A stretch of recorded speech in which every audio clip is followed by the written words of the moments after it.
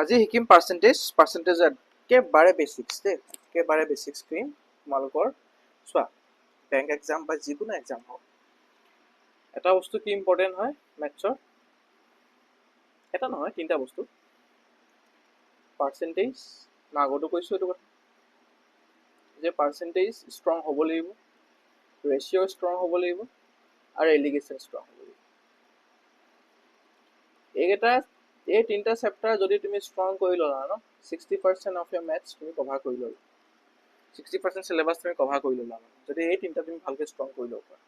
কাৰণ এইকেইটাক এৰি পেলাই তুমি বাকী যি চেপ্টাৰ চোৱা, যিকোনো চেপ্টাৰ তুমি যদি উঠোৱা, চবতে তোমাৰ পাৰ্চেন্টেজ লাগিব, চবতে ৰেচিঅ' লাগিব আৰু তোমাৰ মেক্সিমামত তুমি এলিগেশ্যন দি পেলাই অংক কৰিব পাৰিবা। হৈ গ'ল।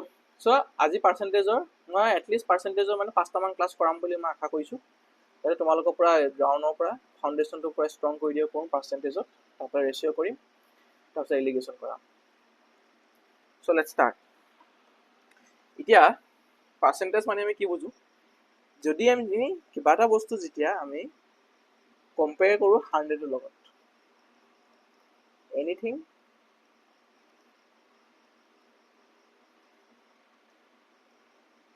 কম্পেয়াৰ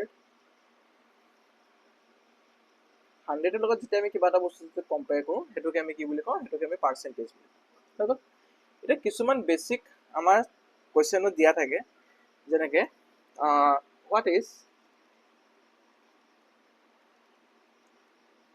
300 what percentage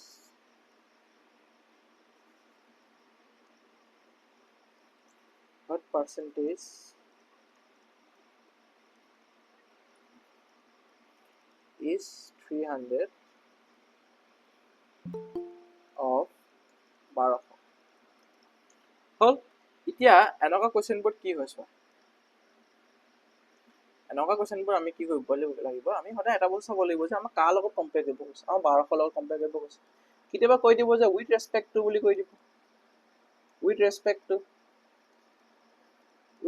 টু বুলি কৈ দিব, হৈ গ'ল। তেতিয়া আমি কি ল'ম, আমি যিটো আমাৰ লগত আমাক কম্পেয়াৰ কৰিব গৈছে 300টো মই 1200 কিমান বুলি সুধিছে, মানে আমি 1200ৰ তলত ল'ম। এইটো বস্তু কি কওঁ মই, এইটো বস্তু বেছ বুলি কওঁ। 1200টোক বেছ ল'ম, 300 কৰিম, তাৰপৰা পাৰ্চেন্টেজ সুধিছে কাৰণে কি কৰিম, আমি সদায় 100 লগত কম্পেয়াৰ কৰিম বস্তু। হ'ল, কাটি দিলোঁ মই 25%, হ'ল 25%।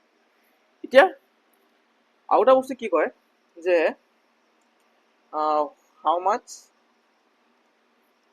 how much percentage is 400 more or less than 600। হ'ল। এতিয়া এইটো বস্তু আৰু এইটো বস্তুৰ মাজত আমাৰ ডিফাৰেঞ্চটো কি হৈছে, আমাক কি সুধিলে, ৰ'বা দেই মই ফটোখন ভৰাই দিওঁ, এবাৰ কুৱেশ্যন এটা ক'ব লিখি লওঁ, জেগাটো কম আছে।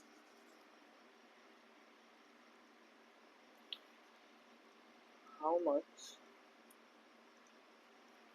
percentage is 400 more or less than 600? এতিয়া চোৱা, ইয়াত এতিয়া আমাক কি সুধিছে, এইটো মানে ডিফাৰেঞ্চটো কি হ'ল, ইয়াত মোক সুধিছিলে যে গোটেই 300টো এজ এ হোল 1200 কিমান বুলি সুধিলে, ৰাইট। ইয়াত কি সুধিছে যে 400টো 600তকৈ কিমান বেছি বা কমটি, এতিয়া মই যে চাবলৈ যাওঁ সিহঁতৰ মাজত 400 পৰা 600 কিমান কমটি হৈ আছে, মোৰ কিমান কমটি হৈ আছে, 200 এটা কমটি হৈ আছে। মানে কি হ'ল, মই 600 মাইনাছ 400 কৰিম। এতিয়া 600 মাইনাছ 400 যেতিয়া কৰিলোঁ, মই যে 200 যেতিয়া পালোঁ এই বস্তুটো, তলত কি ল'ম, তলত মই 400 ল'ম নে তলত মই 600 ল'ম, কোৱাচোন, তলত কি ল'ম, বেছটো কি ল'ম, 400 ল'ম নে 600 ল'ম?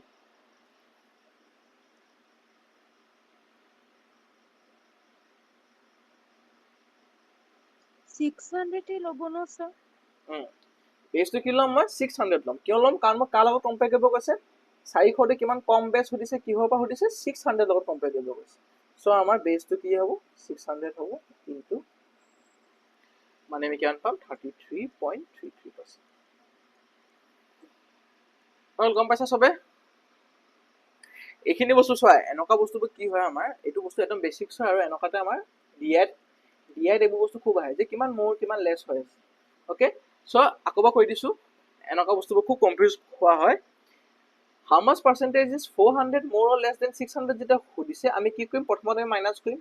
সেই মাইনাছটো আমি কাৰ লগত ল'ম কাৰ লগত কম্পেয়াৰ কৰিব কৈছে 600 লগত কম্পেয়াৰ কৰিব কৈছে চ' উই উইল কম্পেয়াৰ ইট উইথ 600। হ'ল এতিয়া নেক্সট চোৱা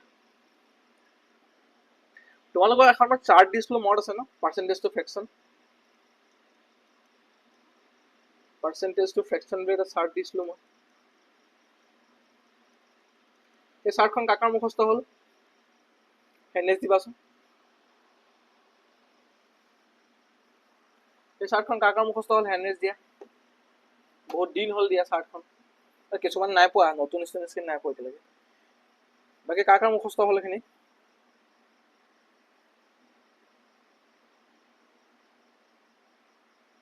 নাই কাৰো হেণ্ডেজ নাই। মুখস্থ কৰা সেইখিনি মুখস্থ নকৰিলে বহুত দিগদাৰী হ'ব চবতে দিগদাৰী হ'ব। সেইখিনি যদি মুখস্থ নকৰা চিম্পলিফিকেশ্যন ভালকৈ কৰিব নোৱাৰিবা। তাৰপিছত অংকখিনি বাদেই দিয়া চিম্পলিফিকেশ্যন ভালকৈ কৰিব নোৱাৰিবা। মই এবাৰ লিখি দিছোঁ দেই 1 to 20 লৈকে এবাৰ লিখি দিছোঁ। এতিয়া চোৱা পাৰ্চেণ্টেজ টু ফ্ৰেকশ্যনটো কি হয় আমাৰ যেনেকৈ কৈ দিলে যে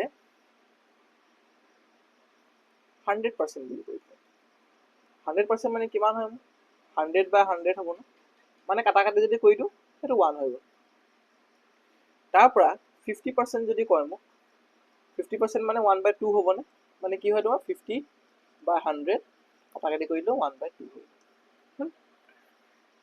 তাৰপৰা তেনেকৈ মই প্ৰথমত ফ্ৰেকশ্যনকেইটা লিখি লওঁ দেই 1/3 1/4 1/5 1/6 1/7 1/8 1/9 1/10 1/11 1/12 1/13 1/14 1/15 1/16 1/17 1/18 1/19 1/20 এতিয়া চোৱা 1/20 লৈকে মুখস্থ কৰিব পাৰিলে বহুত মানে কাৰণ যিমান যি পাৰ্চেণ্টেজবোৰ ডিৰাইভ হয় ন চব ইয়াৰ পৰাই ডিৰাইভ হৈ পেলাই গৈ থাকে। এতিয়া মই বস্তুখিনি বুজাই দিম যেতিয়া ভালকৈ বুজি পাবা যে কেনেকৈ ডিৰাইভ হয় বস্তু। হ'ল এতিয়া আমাৰ 1/3 কিমান হ'ব 33.33%। 1/4 মোৰ কিমান হ'ব 25%। 1/5 মোৰ 20%। 1/6 মোৰ 16.66। 1/7 মোৰ 14.28। তাৰপৰা 1/8 12.5%। 1/9 11.11%। 1/10 10%। 1/11 9.09%। 1/12 তোমাৰ 8.33%। 1/13 তোমাৰ 7.69%। তাৰপৰা 1/14 17.14%। 1/15 6.66%। 1/16 6.25%। 1/17 হৈ গ'ল 5.88%। 1/18 5.55%। 1/19 5.26%। আৰু 1/20 5%। এইখিনি বস্তু নিজৰ কপিত লিখি ল'বা বা পেজ এখনত লিখি লোৱা আৰু পেজখন তুমি য'ত পঢ়িবলৈ বহা ন তাৰ মুখত লগাই দিবা। এতিয়া চোৱা ক্লাছ ষ্টাৰ্ট হৈ যাব আহি থাকে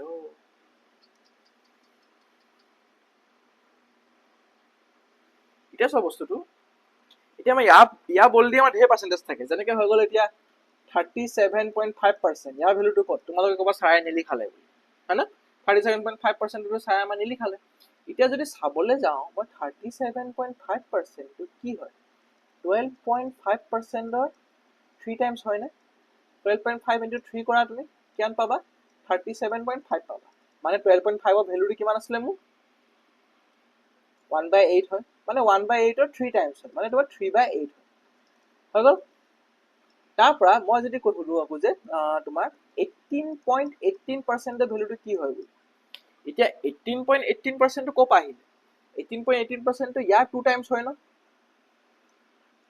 গম পাইছনে ইয়াৰ 2 টাইমছ হয় না এইটো যে 2 টাইমছ হয় তেন্তে 18.18% ভ্যালু কিমান হ'ব মোৰ 2/11 হল তাৰ পৰা আহিলে মই যেতিয়া আকৌ শুনো এতিয়া এটা তোমালোকে নিজে উলিয়াই দিবা দেই 14 সৰি তোমাৰ দেই 42.84% ইয়াৰ উলিয়াই দিছো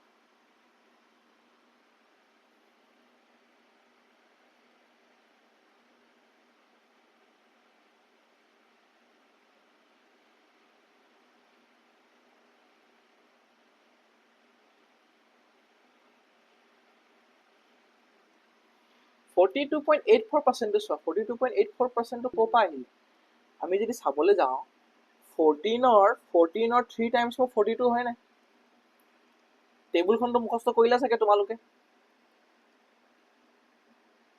3/7 yes good টেবুলখনটো মুখস্থ কৰিলা চাগে হয় না নে নাই কৰা হেতু নাই কৰা চাগে তোমালোকে সো 14 টো যদি 42 যদি চাবলৈ যাওঁ চাই এইবোৰ বস্তুৰ কাৰণে অংকৰ কাৰণে সদায় মেইন মত থবা 1 to 20 লৈকে টেবুল মুখস্থ থাকিব লাগিব দেই নহলে বহুত স্লো হ'ব তোমালোকৰ ক্যালকুলেশন বহুত স্লো হ'ব কৈছো না বহুত বেছি স্লো হ'ব তাবা মই যদি চাবলৈ যাওঁ যে 42 টো কি হয় 14 ৰ 3 টাইমছ হয় মানে a ভ্যালুটোৰে 3 টাইমছ হ'ব ইয়াৰ ভ্যালুটো এই ভ্যালু কিমান হয় 1/7 হয় না এই ভ্যালুটো 1/7 হয় না মানে তোমাৰ 3/7 হ'ব তেনেকে যিমান চোৱা যিমান ইয়া বলদি এই 1 to 20 বাহিৰে যিমান আছে ন যিমান তোমাৰ পাৰ্সেন্টেজ বনিছে আৰু যেনেকে 62.5 62.5 টো কি হয় ইয়াৰ তোমাৰ 5 টাইমছ হৈ গ'ল যিমান বনিছে ইয়াৰ বাহিৰে যিমান বনিছে সব ইয়াৰ পৰাহে বনিছে এইকেইটাৰ পৰাহে বনিছে ওকে সব এইকেইটাৰ পৰাহে বনিছে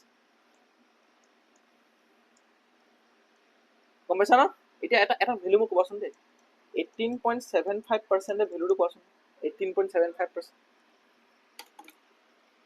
18.75% ভ্যালু কোৱা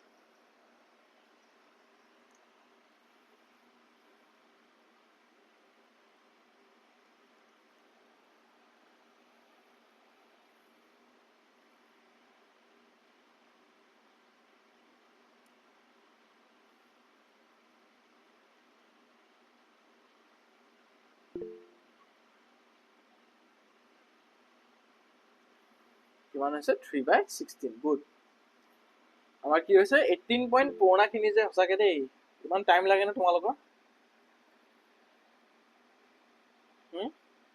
ঘপককে ক'ব লাগে প্ৰেক্টিছ কৰি থকা মানুহ 18.75 টো কি হয় মোৰ 6.25 ৰ 3 টাইমছ হয় না মানে 18.75 6.25 ৰ ভ্যালু কিমান আছে 1/16 আছিল না মানে কিমান হ'ব মোৰ 3/16 হল এতিয়া চোৱা এই পাৰ্সেন্টেজৰ ভ্যালুবোৰ কিয় মুখস্থ কৰিব কৈছো পাৰ্সেন্টেজৰ ভ্যালুবোৰ কিয় মুখস্থ কৰিব কৈছো হেতু বস্তু এটা গম পাবা দেই এতিয়া যদি আমি অংক কৰি যাম তেতিয়া বস্তুবোৰ ক্লিয়াৰ হৈ আহিব যে কিয় সাৰে বাৰে বাৰে কৈ থাকে মুখস্থ কৰিবলৈ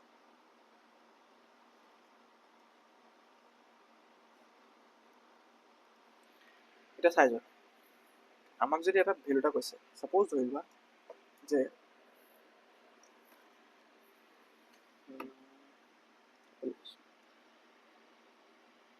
salary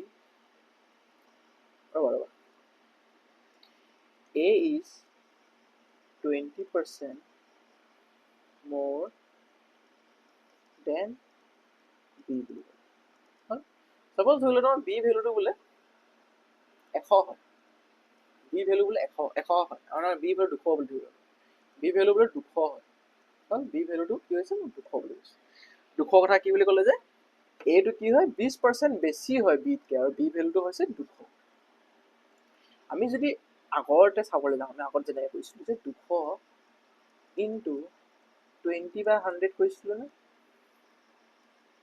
মই মাল্টিপ্লাই কৰি দিলো 2 পালো কিমান পালো মই 40 হৈছে 40 টকা কি কৰো মই 200 লগত প্লাস কৰি দিলো মই পালো 240 হল এটো হৈ গ'ল স্কুলত শিকোৱা মেথড পুৰণা মেথড তাৰ পৰা আমি যেতিয়া আপগ্ৰেড হলো তেতিয়া আমি কি কৰিছো আমি এনেকে কৰো যে 20% যদি ইনক্ৰিজ কৰিছে মানে 20/100 কৰি দিলে মই পাই যাম ভ্যালু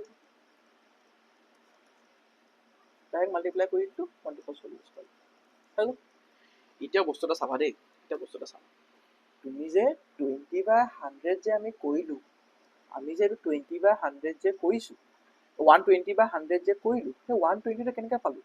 আমি 100 + 20 কৰিলোঁ নে? ডিভাইডেড বাই 100 আছিলে নে?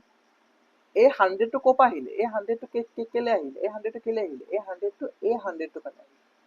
এই তলত যে এটা 100 আছিলে যে, যিটো আমাৰ পাৰ্চেণ্টেজৰ 100টো, সেই পাৰ্চেণ্টেজৰ 100টোক আমি এটা ভেলু হিচাপে ধৰি ল'লোঁ, ধৰি পেলাই আমি কি কৰিলোঁ, ইয়াৰ লগত ওপৰত নি পেলাই ইয়াৰ লগত প্লাছ কৰি দিলোঁ, আমি 120/100 কৰিলোঁ। হ'ল, আমি 120/100 কৰিলোঁ। এতিয়া ইয়াতকৈ যদি মই আৰু অকণমান এডভান্সত কৰিবলৈ যাওঁ, মই কি লিখিম? এইটো কাটা কাটি কৰি পেলাই মই 6/5 লিখিম নে? 6/5 লিখিম নে? মানে বস্তুটো চোৱা যে আমি যেতিয়া 20% বুলি কওঁ, আমি কিমান পাওঁ? 1/5 পাওঁ। আমি 1/5 পাওঁ, ৰাইট? মানে 20%ৰ ভেলুটো কি হয়? 20%ৰ ভেলুটো মানে মোৰ 1/5 হ'ল 20%। এতিয়া 6/5 কিয় হ'ল? ছেইম বস্তু আমি যেতিয়া 100টোৰ লগত ওপৰত নি পেলাই আমি 20 + 100 কৰিছিলোঁ, মানে কি পাৰ্চেণ্টেজত সদায় কি ধৰোঁ মই? পাৰ্চেণ্টেজত সদায় ডিন'মিনেটৰটো, যিটো ভেলু ডিন'মিনেটৰ থাকে, সেইটো কি ধৰিম মই? সেইটো মই অৰিজিনেল ভেলু বুলি ধৰিম। সেইটো আমি অৰিজিনেল ভেলু বুলি ধৰিম। এইটোকে আমি ধৰি ল'ম যে এইটো হয় A, এইটো হয় B বুলি ধৰি ল'ম, কাৰণ বিতকৈ বেছি বুলি কৈছে ন। তো 1/5 যেতিয়া হ'ল, মানে B ভেলুটো হয় মোৰ 5, আৰু যেতিয়া বেছি বুলি কৈছে মানে 1 বাঢ়ি গ'ল, 20% বেছি মানে A1টো হ'ল 20%, 1 বাঢ়ি গ'ল, A ভেলু হৈ গ'ল 6। এতিয়া B ভেলু যদি 5 কয়, তেন্তে A ভেলুটো উলিয়াই দিবা তুমি, 6 কিমান হ'ব। এতিয়া B ভেলু যেতিয়া 5 বুলি কৈছে, 5 = 200 বুলি ক'লে, মানে তোমাৰ 40 হ'ল, 40 × 6 কৰি দিলা তুমি, 240 পাই গ'লা।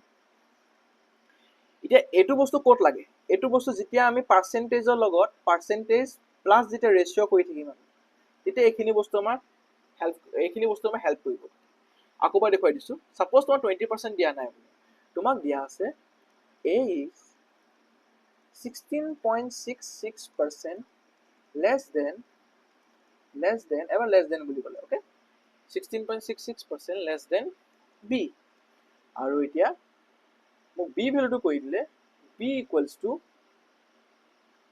360 হ'ল। এতিয়া 16.66%ৰ ভেলু কিমান আছিলে? 16.66% ভেলু আছিলে মোৰ 1/6, ৰাইট? 16.66ৰ ভেলু কিমান হয় মোৰ? 1/6 হয়। এই কথা কৈছে যে এইটো লেছ হয়, কমটি হয়, মানে আমাৰ আছিলে B টো 6 আছিলে, B টোতকৈ 1 কমি গ'ল, মানে A হৈ গ'ল 5, B হৈ গ'ল 6। এতিয়া মই যেতিয়া মাল্টিপ্লাই কৰি দিম, কাটা কাটি কৰি দিম, মই পালোঁ 6, A ভেলু হৈ গ'ল মোৰ 300। বুজি পাইছানে?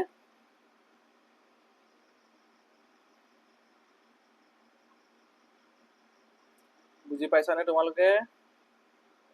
কাৰোবাক কিবা সুধিব আছিলে? 20%টো আৰু এবাৰ দেখাই দিব নেকি? আগৰটো দেখাই দিছোঁ। 20%, A is 20% more than B বুলি ক'লে, ৰাইট? B কিমান বুলি কৈছিলোঁ মই? কিমান বুলি কৈছিলোঁ? B 200। B মই 200 বুলি কৈছিলোঁ, অ'কে?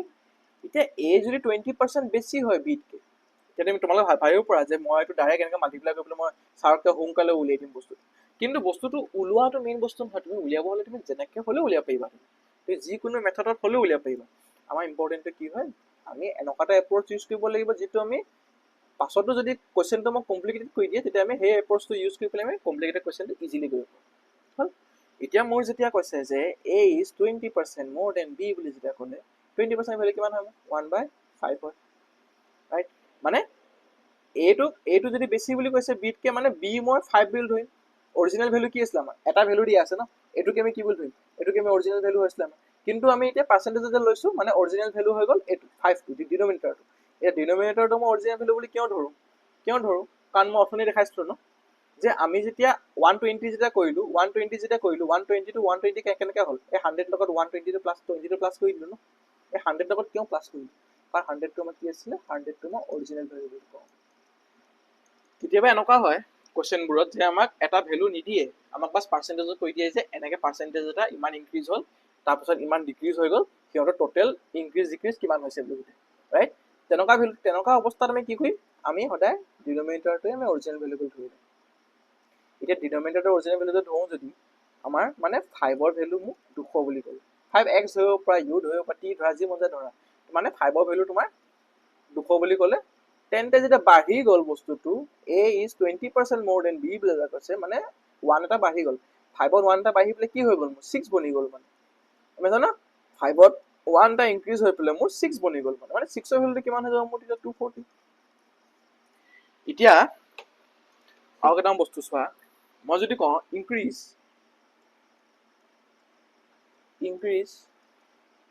900 by 44.44% তাৰপা ইনক্ৰিজ কৰিবা দেই এইখিনি ইনক্ৰিজ 490 by same 42.84% তাৰপা ডিক্ৰিজ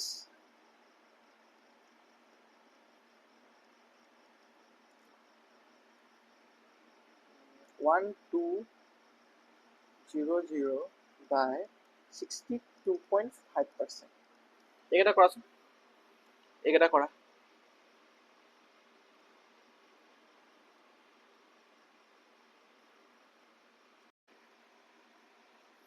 এতিয়া 44.44 কিমান হয় আমাৰ 3/9 ৰাইট মানে ইনক্ৰিজ যেতিয়া হৈ গৈছে সৰি 4/9 সৰি ইনক্ৰিজ যেতিয়া হৈ গৈছে আমাৰ 13/9 হৈ গৈছে ইনটু 900 কাটি দিলোঁ 100 সেম এইটো বস্তু কি আছিলে মোৰ 3/7 আছিলে ইনটু দিছ ওৱান ইনক্ৰিজ যদি হৈ গৈছে মানে তোমাৰ 7ত 3 ইনক্ৰিজ হৈ গৈছে 10 হৈ গৈছে কাটি দিলোঁ মই পাই গ'লোঁ 700 আকৌ এইটো সেম 1200 ইনটু 5/8 মানে 5ত 8 ডিক্ৰিজ হৈ গৈছে 3/8 হৈ গ'ল কাটি দিলোঁ 15 450 গুড এতিয়া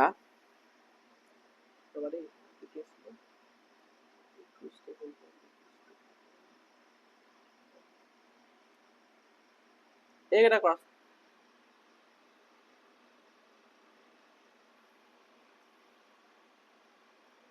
আগতে চাই লওঁ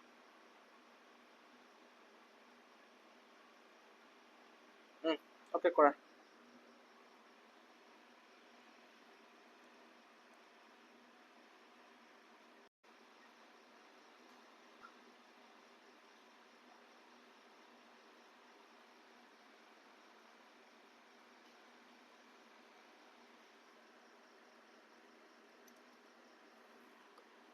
চোৱা এতিয়া তো তোমাৰ 80% to 20% ইনক্ৰিজ কৰিব কৈছে আমি 20% যদি ইনক্ৰিজ কৰি দিওঁ আমি 96 পাই যাম ইয়াৰ আৰু এটা বস্তু কি আছে তোমালোকে আৰু এটা কেনেকৈ কৰিব পাৰা চোৱা 8 into 2 কৰা 16 প্লাছ কৰি দিবা হৈ গ'ল সেইটো কৰিব পাৰা তেনেকৈ কৰিব পাৰা এনেকৈ কৰিব পাৰা যেনেকৈ কৰা বাছ আনচাৰ দিয়া তাৰপিছত 25% ইনক্ৰিজ হৈ গ'ল মানে তোমাৰ 25% ডিক্ৰিজ হৈ গ'ল মানে তোমাৰ 150 হ'ল এতিয়া নেক্সট চাওঁ এইকেইটা কৰা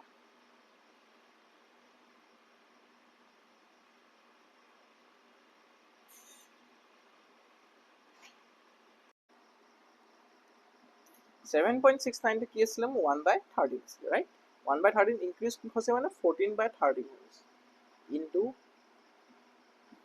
তুমি যদি কাটি দিয়া এইটো পালা তুমি 15 ইনটু 14 পাবা তুমি 110 হৈ গ'ল 210 পাবা এই 13.33 কি পাইছা তোমালোকে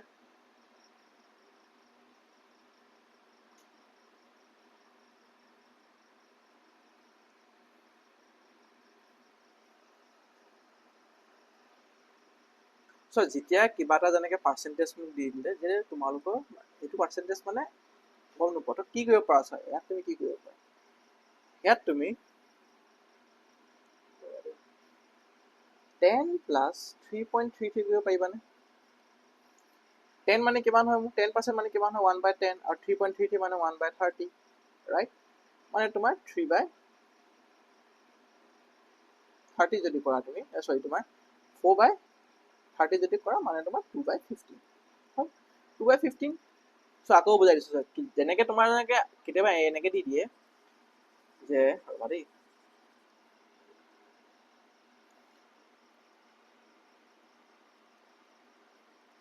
এনেকে দি দিলে 116.66%। তো এইটো বস্তু তুমি কি কৰিব পাৰা চোৱা ইয়াত তুমি কি ল'ব পাৰা যে 100 প্লাছ 16.66 বুলি ল'ব পাৰিবানে আৰু 100% প্লাছ 16.66% বুলি তুমি ধৰিব পাৰা এইটো এতিয়া 100% মানে কিমান হয় 1 হ'বনে 100% মানে 1 হয় 16.66 মানে 1/6 প্লাছ যদি কৰি দিয়া মানে তোমাৰ 7/6 হৈছে হ'ল কেতিয়াবা আকৌ যেনেকে এইটো এতিয়া এইটো মোৰ 10 প্লাছ 3.33 কৰিব পাৰিমনে মই 10% ভেলু কিমান হয় 1/10 প্লাছ 1/30 হৈ গ'ল যদি পাহৰি যোৱা বাই চান্স যদি পাহৰি গ'লা তেতিয়া এনেকৈ কৰি ল'বা 1/10 প্লাছ 1/30 মানে কিমান হ'ব মোৰ 3 plus 1/30 equals to 4/30 that means 2/15 হৈ গ'ল 2/15 এই 2/15টো মানে তোমাৰ 180 ইনটু 180 কাটি যদি দিয়া তুমি পালা 12 লগত ডিক্ৰিজ কৰিছা চৰি ডিক্ৰিজ কৰিলে 13 হৈ গ'ল 12 ইনটু 13 তুমি পালা 156 হৈ গ'ল বাছ সিমান আৰু এটা বস্তু কি হয় এইটো আমাৰ কি হয় এইটো মই 6.66 এইটো 2 টাইমছ তেনেকৈ কৰিব পাৰা 6.66 এইটো 2 টাইমছ হ'ল যদি বাই চান্স পাহৰি যোৱা এনে কৰিবা যদি মনত আছে এনে কৰিবা আৰু কেতিয়াবা ডাঙৰবোৰ দিয়ে যদি তেতিয়া তুমি এনেকৈ ভাঙি ল'ব পাৰিবা হ'ল বুজি পাইছা চবে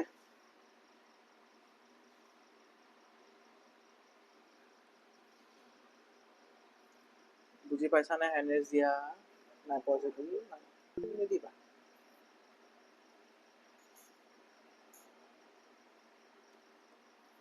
এতিয়া অলপমান কুৱেশ্যন কেইটামান চেঞ্জ কৰিছোঁ দেই এইটো কৰাচোন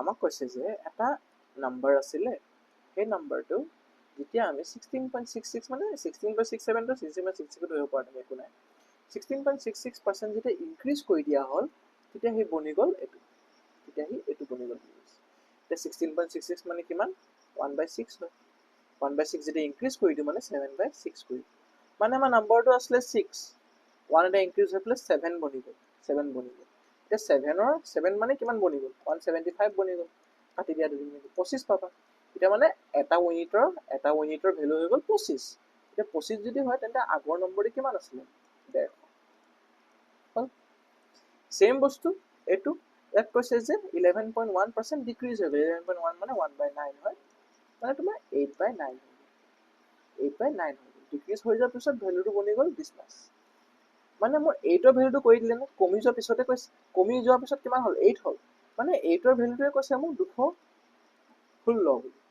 216 যেতিয়া হয় 8ৰ ভেলু মানে তোমাৰ 27 হ'ব 27 ইনটু 9 যেতিয়া কৰিবা তুমি পাই যাবা 343 সৰি 243 হ'ল বুজি পাইছানে চবে যিখিনিয়ে নোৱাৰিলা সুধিবলৈ আনচাৰ পাৰিম কিয় নোৱাৰিম চোৱা এতিয়া মোক ইয়াত কি ক'লে মই মুহাই গ'লে মোক কৈছে যে এটা নাম্বাৰ আছিলে কি নাম্বাৰ আছিলে আমি ক'ব নোৱাৰো সেইটোক যেতিয়া মই ইনক্ৰিজ কৰি দিলোঁ তেতিয়া সেই নাম্বাৰটো কি বনি গ'ল তেতিয়া সেই নাম্বাৰটো মোৰ 16.66 বনি মানে তুমি চোৱা এতিয়া তুমি যদি বস্তুটো ভালকে বুজিব লাগে এনেকে বুজা নাম্বাৰটোক মই যদি x ধৰি লওঁ xক মই যদি 16.66 ইনক্ৰিজ কৰি দিওঁ মানে 1/6 যদি ইনক্ৰিজ কৰি দিওঁ মই যদি 7/6 কৰি দিওঁ xটোক যদি 7/6 কৰি দিওঁ xটোক তেতিয়া মই পাই যাম 175 পাই যাম তেতিয়া মই 175 পাই যাম হ'ল 7ৰ পৰা কাটি দিলা তুমি 25 পাই গ'লা 25ৰ লগত এইটো মাল্টিপ্লাই কৰি দিলে x ইকুৱেলছ টু তুমি 150 পাই গ'লা হৈ গ'ল এতিয়া x ধৰি নাথাকিবলৈহে মই বস্তুটো বুজাইছোঁ যে আমাৰ 7/6 যেতিয়া হৈ গৈছিলে নাম্বাৰ এটা যেতিয়া 16.66 ইনক্ৰিজ হৈ পেলাই যেতিয়া 7/6 হৈ গ'ল মানে 6 আছিলে 1 এটা ইনক্ৰিজ হৈ পেলাই 7/6 হৈ গ'ল সি বনি গ'ল ন সি 7/6 সি বনি গ'ল মানে সি 6ৰ পৰা 7 বনি গ'ল বুলি কৈছে আৰু 7ৰ মোৰ ভেলুটো কৰি দিলে ন এইটো হয় নাই 7ৰ ভেলুটো এইটো হৈ গ'ল মানে 7 ইকুৱেলছ টু 175 তেন্তে 6 ইকুৱেলছ টু কিমান হৈ যাব মোক 175 ডিভাইডেড বাই 7 ইনটু 6 হ'ল তাৰ পৰা সেম বস্তু a number is decreased by this much becomes this much হল এটা নাম্বাৰ তোমাৰ ডিক্ৰিজ হৈ গৈছে মানে 1/9 হয় 11.11 এৰ ভ্যালু হয় 1/9 মানে 9 ত 1 এটা ডিক্ৰিজ হৈ গল নাম্বাৰ বনি গল 8/9 এইটো ভ্যালুটো মোক কৈ দিলে 216 বুলি তেতিয়া 9 ৰ ভ্যালুটো মই পাই গলো তোমাৰ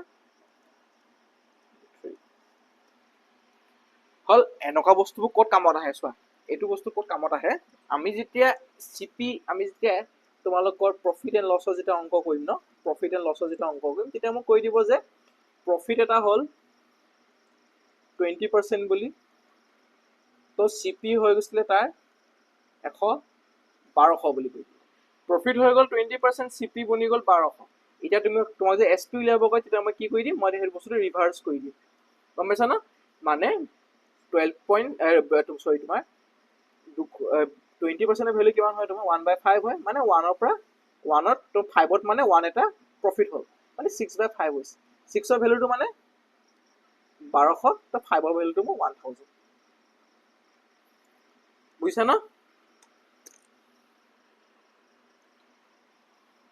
আমি আগতে কি কৈছিলো চোৱা আমি আগতে কি কৈছিলো যে আমি আমাক যেতিয়া কৈ দিলে যে ইমান পাৰ্চেন্ট ইনক্ৰিজ কৰি দিয়া বুলি আমি 1/13 টো লৈ পেলাই 13 লগত 14 টো প্লাস কৰিলো 14/13 কৰি দিলো এটা নম্বৰৰ মই 14/13 কৰি দিলো 14/13 কৰি পেলাই মই পালো 210 পাই গৈছো হৈ গল এতিয়া আমাৰ কোৱেশ্চনটোত কি বুলি ক'লে যে এইটো বস্তু নাই দিয়া মোক কৈছে যে 210 বনি গল নম্বৰ এটা তেতিয়া মই ইমানটো ইনক্ৰিজ কৰি দিলো মানে কি আছিলে যে 13 ৰ ভ্যালুটো যদি এইটো আছিলে মই 14 ৰ ভ্যালুটো পাই গলো এইটো এতিয়া মোক হে 14 ৰ ভ্যালুটো কৈছে এইটো বুলি মোক উলিয়াব লাগে 13 ৰ ভ্যালুটো উলিয়াব লাগে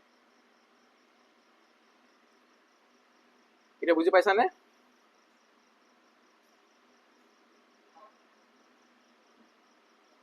বৰ্ষা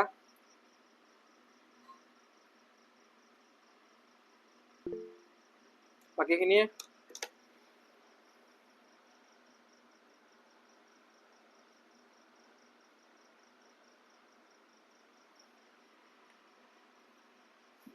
ওকে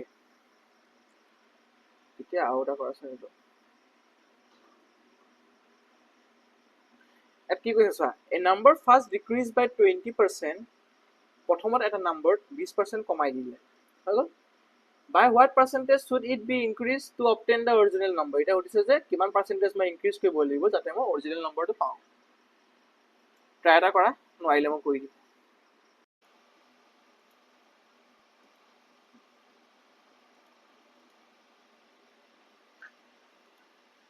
ওকে চোৱা নতুনখিনি বুজি পোৱা নাই চাগে কোৱেশ্চনটো এট কি কৈছে চোৱা এটা নাম্বাৰ যেতিয়া ফাৰ্ষ্ট নাম্বাৰটো কি হ'ল 20% কমি গল মানে 5 আছিলে 1/5 হয় ন মানে 5 আছিলে কমি পেলাই মোৰ বনি গল 4 5 ত 1 টা কমি গল 4 বনি গল এতিয়া কৈছে যে কিমান পার্সেন্ট ইনক্রিজ কৰিব লাগিব যাতে হে নাম্বাৰটো অৰিজিনাল নাম্বাৰ আকৌ বনি যায় এতিয়া 5 আছিলে বনি গল 4 এতিয়া 4 ৰ পৰা আকৌ কি হ'ব হি আকৌ 5 লৈ যাব লাগে যে 4 বা 5 লৈ যাব হলে 1 প্লাস এটা হ'ব লাগিব ন 4 বা 5 লৈ গৈ যাব হলে 1 এটা প্লাস হ'ব লাগিব এতিয়া 1 টা যে প্লাস কৰিবা কিমান পাৰ্সেন্টেজ বুলি সুধিছে তো 1 এটা প্লাস কৰিবা কি হ'ব প্লাস কৰিবা 4 ওপৰত প্লাস কৰিবা ইনটু 100 উলিয়াই দিয়া 25% বুজিছানো বস্তুটো আকৌ বুজাই দিছো চোৱা মোক কৈছে যে প্ৰথমত 20% ডিক্ৰিজ হ'ল মানে 5 ৰ পৰা বস্তুটো বনি গল 4 হৈ গল তাৰপিছত কি হ'ল বস্তুটো তাৰপা তোমাৰ আকৌ কৈছে যে এতিয়া 4 ৰ পৰা 5 বনিবলৈ কি কৰিব লাগিব এতিয়া 4 ৰ পৰা 5 বনিব হলে কি কৰিব লাগিব 4 ৰ পৰা 5 বনিব হলে তোমাৰ এটা 1 এটা ইনক্ৰিজ কৰিব লাগিব সেই 1 টো তুমি কিহৰ ওপৰত ইনক্ৰিজ কৰিবা 1 টো তুমি 4 ৰ ওপৰত ইনক্ৰিজ কৰিবা ৰাইট তুমি 25% ইনক্ৰিজ কৰিবা এতিয়া এইটো বস্তু কিয় শিকালো কেতিয়াবা কি হয় যে আমাক এনেকৈ দিব যে আৰু এবাৰ বুজাই দিব কোৱা আৰু এবাৰ বুজাই দিব নেকি আকৌ বুজাই দিম চোৱা এতিয়া আমাৰ কি হয় বস্তুটো যেতিয়া আমাক কৈ দিয়ে ন চোৱা এইটো বস্তু বুজাম তাৰ লগত আৰু এটা বস্তু বুজাই দিছো আমাৰ যেনেকৈ 100 টকা এটা আছিলে তাত আমি 20 এটা কমাই দিলো 80 বনি গল হৈ গল এই 20% কমাইছো ন 100 টকা আছিলে বোলে 20% কমাই দিলো মই 80 কৰি দিলো এতিয়া 80 পৰা যে মই 100 কৰিম মই আকৌ 20% ইনক্ৰিজ নকৰোঁ আকৌ গম পাইছা নাই আকৌ 20% ইনক্ৰিজ কৰিব নোৱাৰিম কাৰণ 80 20% কিমান হ'ব 16 হ'ব 16 ইনক্ৰিজ হ'ব 96 হ'ব 4 থাকি গ'ল ন সো বস্তুটো কি হয় বস্তুটো চোৱা আমাৰ এতিয়া এনেকুৱাবোৰ মই কেনেকৈ কওঁ এতিয়া ইয়াত কি কৈছে যে 20% এটা ডিক্ৰিজ হৈ গ'ল এটা নম্বৰ কি নম্বৰ কৈছে মোক আমাক নাই কোৱা নম্বৰটো মই ধৰিলোঁ নম্বৰটো ছাপ'জ 5 আছিল এজিউম 5 কিয় কৰিলোঁ কাৰণ 1/5 হয় 20% ভেলুটো সো আমি 20% আমি 5 এজিউম কৰিছোঁ 5ত মোৰ 1 এটা কমি গ'ল মানে 5ত 1 এটা মাইনাছ হৈ গ'ল মাইনাছ হৈ পেলাই মোৰ 4 বনি গ'ল তাৰপৰা সুধিছে যে what percentage should it be increase two obtain the original number আকৌ অৰিজিনেল নাম্বাৰটো পাব হ'লে মই আকৌ 5 পাবলৈ হ'লে মই কিমান ইনক্ৰিজ কৰিব লাগিব মই 1 ইনক্ৰিজ কৰিব লাগিব 1 কমিছে মই 1 ইনক্ৰিজ কৰিম কিন্তু সেই যে 1টো যে ইনক্ৰিজ কৰিম কিহৰ ওপৰত ইনক্ৰিজ কৰিম 4ৰ ওপৰত ইনক্ৰিজ কৰিম মই 5ৰ ওপৰত ইনক্ৰিজ নকৰোঁ ন মই 4ৰ ওপৰতে ইনক্ৰিজ কৰিম চ' 1ৰ ভেলুটো তোমাৰ 4ৰ কিমান হ'ব এতিয়া কিমান হ'ব 25% বুজিলা তেনেকৈ চেম চোৱা 100 যদি থাকে মই যদি 20% ৰিডিউচ কৰি দিওঁ মই 80 কৰি দিলোঁ এতিয়া 80 পৰা মই যদি আকৌ 100 কৰিব লওঁ মই 20 এটা প্লাছ কৰিব লাগিব মই 20 এটা প্লাছ কৰিব লাগিব 20 যে প্লাছ কৰিম কিহৰ প্লাছ কৰিম 80ৰ ওপৰতহে প্লাছ কৰিম মানে 20/80 কৰিম একেটা হ'বগৈ 1/4 হ'বগৈ 1/4 মানে মোৰ 25% যেতিয়া কিবা এটা নাম্বাৰ ডিক্ৰিজ হয় ন ছাপ'জ 20% নাই দিয়া 12.5% ডিক্ৰিজ হৈছে কিবা এটা নাম্বাৰ আকৌ তুমি সেই নাম্বাৰটো অৰিজিনেললৈ আনিবলৈ তুমি আকৌ 12.5% ইনক্ৰিজ কৰিব নোৱাৰা কিয় নোৱাৰা কাৰণ আমাৰ ফিগাৰটো চেঞ্জ হৈ গ'ল ন আগতে 100%ৰ ওপৰত মই 20% লৈছিলোঁ এতিয়া 80% 100ৰ ওপৰত মই 20% লৈছিলোঁ এতিয়া 80ৰ ওপৰত মই যে 20% ল'ম এইটোতো অভিয়াছলি সৰু হ'ব ন অভিয়াছলি এইটো বস্তু সৰু হ'ব হয় নাই বস্তুটো বুজি পাইছা নাই তোমালোকে কোৱা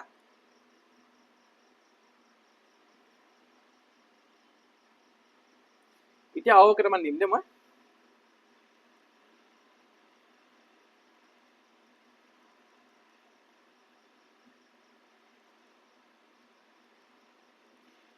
ছাপ'জ এটা নাম্বাৰ 9.09% ডিক্ৰিজ হৈ গ'ল এতিয়া তাৰ অৰিজিনেল নাম্বাৰটো আনিবলৈ আমাক কিমান পাৰ্চেণ্টেজ ইনক্ৰিজ কৰিব লাগিব আকৌ তোমাৰ এইটো বস্তু ছাপ'জ এইটো তোমাৰ ইনক্ৰিজ হৈ গ'ল বুলি ধৰিবা এবাৰ ইনক্ৰিজ হৈ গ'ল এবাৰ 18.75% ইনক্ৰিজ হৈ গ'ল আকৌ অৰিজিনেল নাম্বাৰটো আনিবলৈ আমি কিমান ডিক্ৰিজ কৰিব লাগিব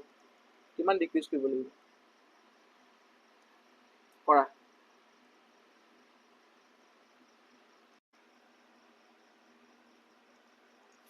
ইয়াত চোৱা এতিয়া কি কৈছে 9.09% কিমান আছিলে মোৰ 1/11 1/11 1 এটা ডিক্ৰিজ হৈ গ'ল 11 আছিলে মানে 10 হৈ গ'ল অ'কে 10ৰ পৰা যদি 11 যাব লাগে মোৰ আকৌ 1 এটা প্লাছ কৰিব লাগে মানে 1 মই ক'ত প্লাছ কৰিম 10ৰ পৰা প্লাছ কৰিম মানে মই 10% এটা ইনক্ৰিজ কৰিব লাগিব চেম এইটোৰ মই কিমান আছিলে 3/16 আছিলে নে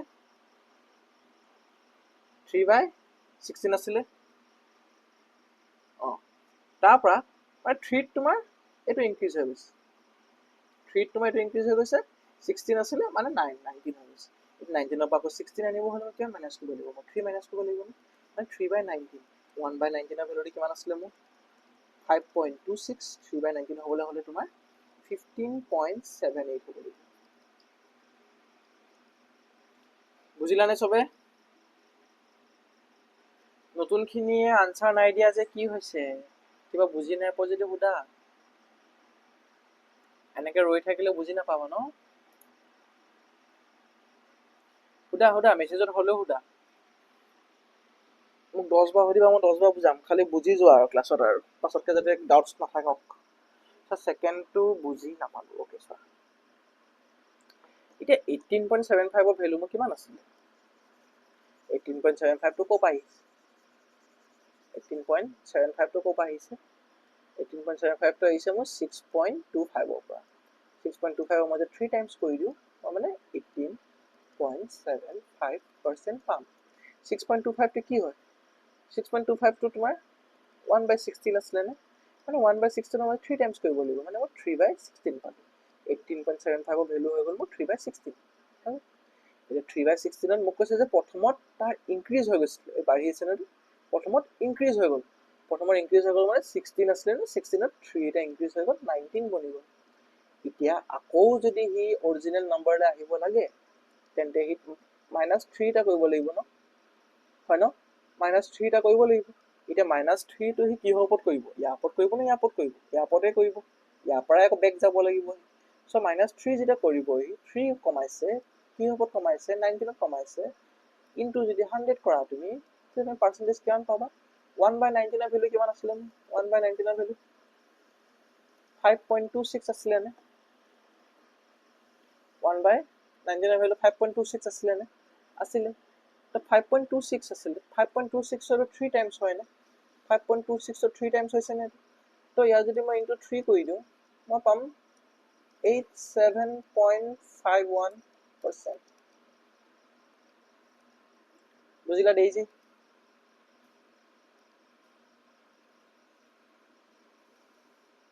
और कब डाउट्स? बर्षा, अंकिता, रिमझिम, নাই ডাউটস? ओके তেন্তে আজি ইমানতে নাৰাখো, আৰু এটা বস্তু বুজি লওঁ ৰ'বা। আৰু এটা বস্তু কি হ'ল আমাৰ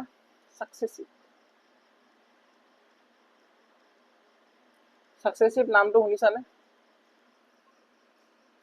শুনিছা যদি হ্যান্ড ৰেজ দিয়াচোন।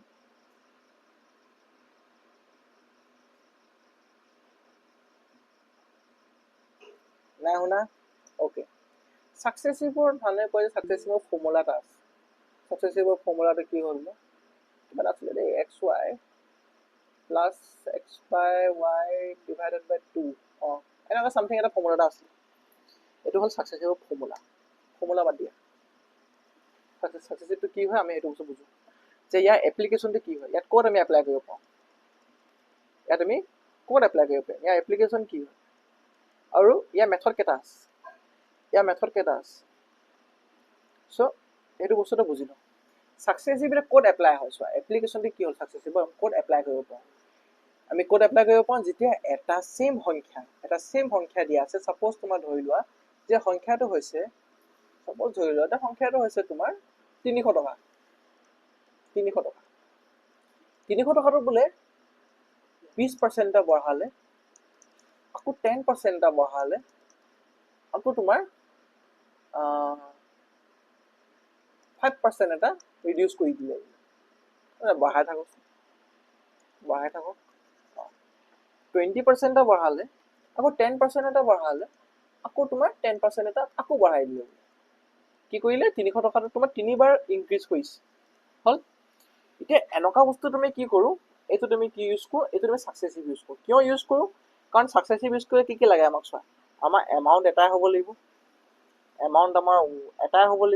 আৰু তাৰ ওপৰতে ৰিপিটেড চেঞ্জেছ হ'ব লাগিব। Repeated changes, not only increase, আমাৰ ডিক্ৰিজো হ'ব পাৰে, আমাৰ ইনক্ৰিজো হ'ব পাৰে, it can be anything. Okay, এটা এমাউণ্ট হ'ব লাগিব, তাৰ ওপৰতে তোমাৰ ৰিপিটেড চেঞ্জেছ হৈ থাকিব লাগিব, বাৰে বাৰে চেঞ্জ হৈছে, তেতিয়া আমি এইটো সাকসেসিভ ইউজ কৰোঁ। হৈ গ'ল, এপ্লিকেশ্যনটো বুজিলোঁ আমি। মেথড চোৱা এতিয়া, এটা কয় ডাইৰেক্ট এপ্ৰ'চ, এটা হ'ল ডাইৰেক্ট এপ্ৰ'চ।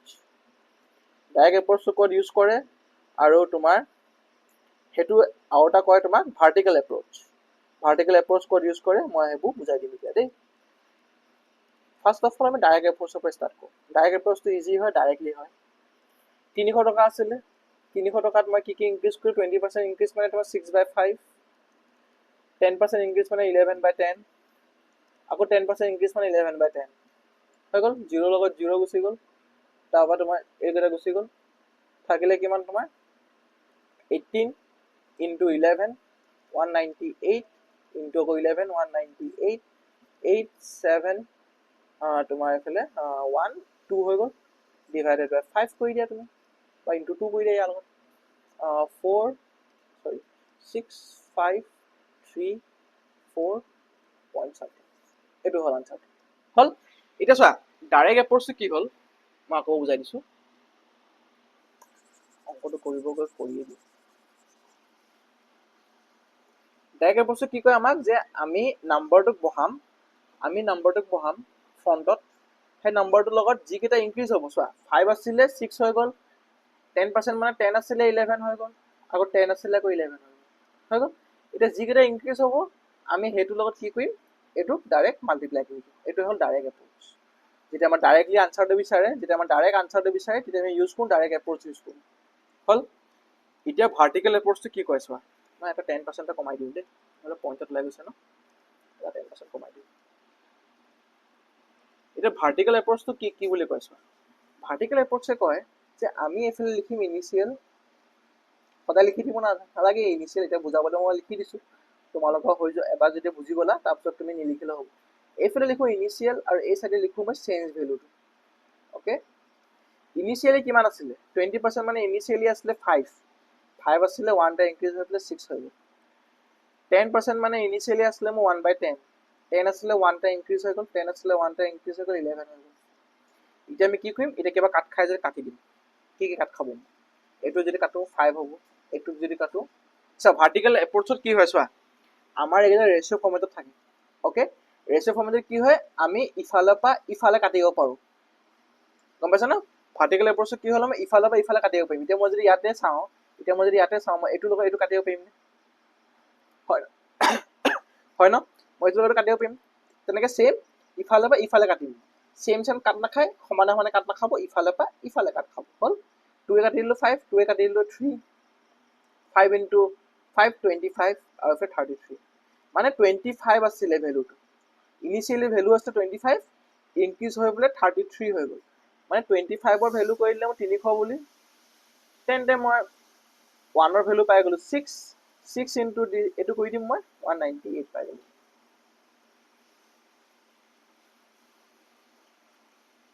হৈ গ'ল, গম পাইছানে? চৰি 12 হ'ব ইয়াত, তাৰ পৰা মই পাই যাম তোমাৰ 396 পাই যাম। হ'ল, গম পাইছানে, বুজি পাইছানে? আকৌ পৰা দেখা দিব লাগে যদি কোৱা।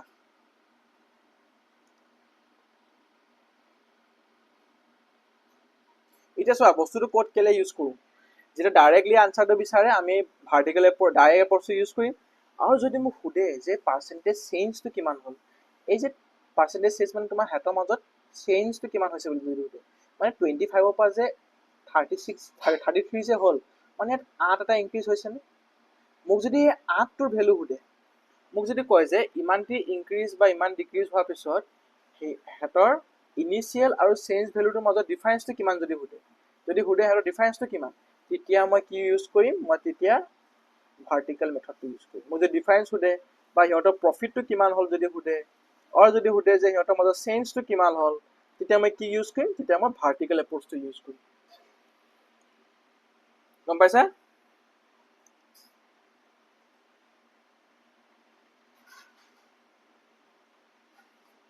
চবৰে ক্লিয়াৰ হৈছে নে? হেণ্ডৰেজ দিবা। কাৰোবাৰ যদি নাই হোৱা তেন্তে সোধা দেই।